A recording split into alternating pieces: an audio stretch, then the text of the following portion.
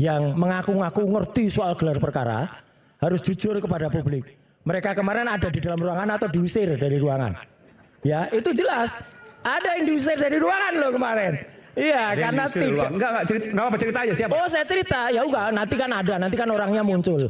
Jadi supaya belum ada. Tidak terlalu terjadi kebohongan publik. Karena orang ini udah 2 kali berbohong di depan publik di Rakyat Bersuara. Gitu loh. Nanti kalau misalnya dia cerita, kami tahu mau cerita soal gelar perkara, ya. Satu pertanyaannya, legal standing dia apa kalau mau cerita soal gelar perkara? Satu. Ya, tanyain dulu, jangan asal orang tiba-tiba ngomong di sini soal gelar perkara.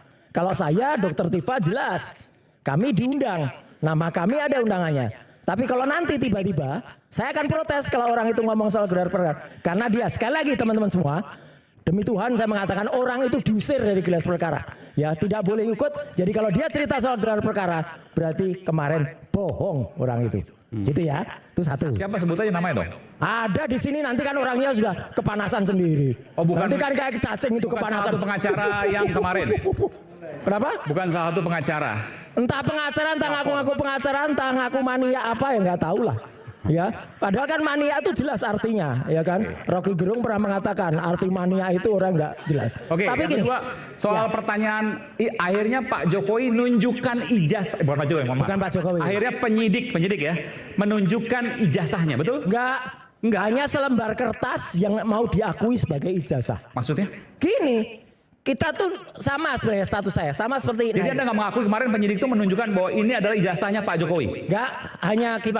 Pelan-pelan mas. Ya. Pak Jokowi, penyidik, mohon maaf ya, saya garis bawahi. Penyidik waktu itu bilang apa?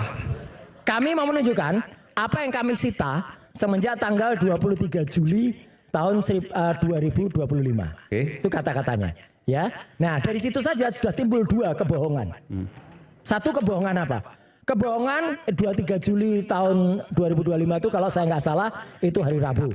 Ya, nah kebohongan yang pertama, ada orang yang katanya datang ke Solo pada hari Jumat tanggal 23 Oktober 2025. Setelah keluar bilang, saya ditunjukkan ijazahnya asli. Itu orang namanya Judi Ari yang terlibat kasus budi online. Ya. Mantan Menkominfo. Ya, harusnya dia kenal lah soal kasus itu, sudah jelas. Dan dia merugikan negara ratusan miliar, bahkan lebih dari 2,3 triliun. Ini harus dibongkar nih, karena yang namanya belum terbukti. Itu bukan pusat data. Itu sudah terbukti, udah diusut ke kejaksaan kok. Pusat data elektronik yang ada di Cikarang, Batam, itu kan nggak jadi. Iya, meskipun Bang Saur ini. Belum tentu dia, tapi oke lah kita belum tentu dia. Yang kedua adalah orang